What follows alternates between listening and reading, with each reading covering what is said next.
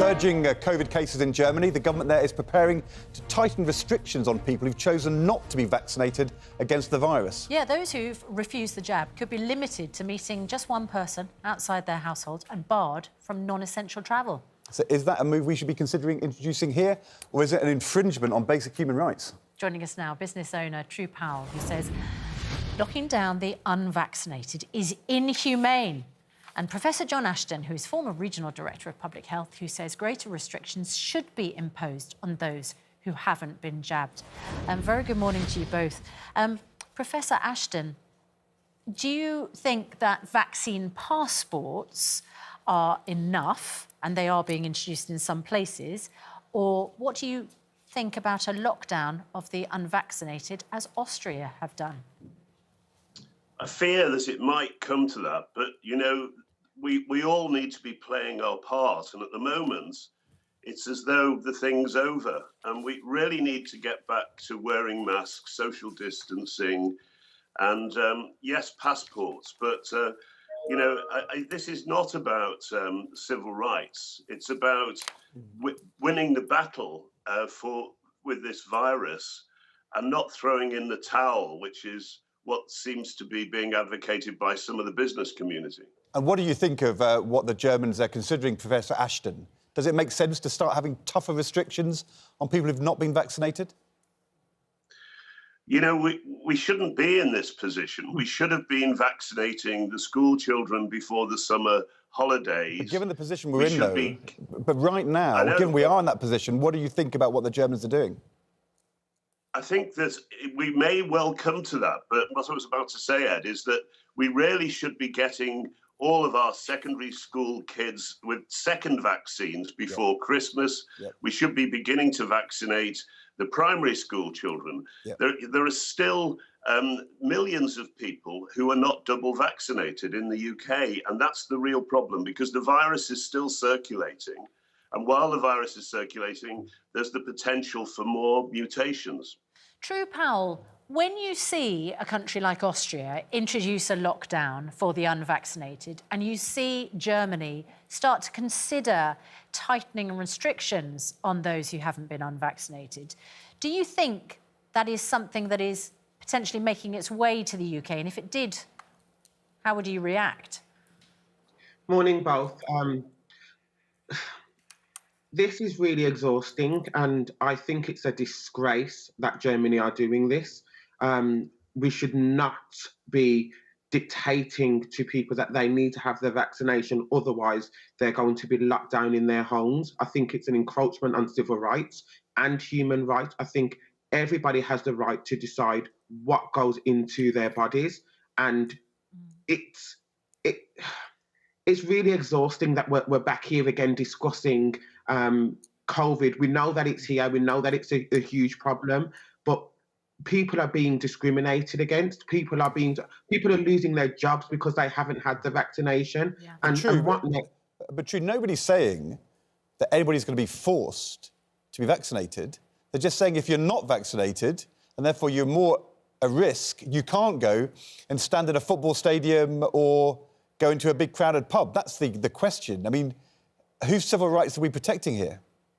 Well, the discussion is for the unvaccinated, will lockdown be, I guess, given to the unvaccinated? And for me, that's almost like putting somebody in prison because of not being vaccinated. I mean, there's a huge problem, and it's hugely problematic. There are some communities out there who are justified in their thinking as to why they may be hesitant to vaccinations, and those communities will be discriminated against.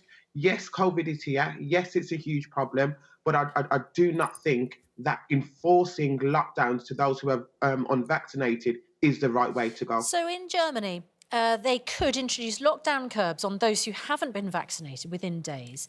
Those who refuse the jab could be limited to meeting just one person from outside their household and barred from non-essential travel as soon as Friday. This is in one particular region, and it's because a threshold of more than 1,300 hospital beds in the region are occupied by COVID patients.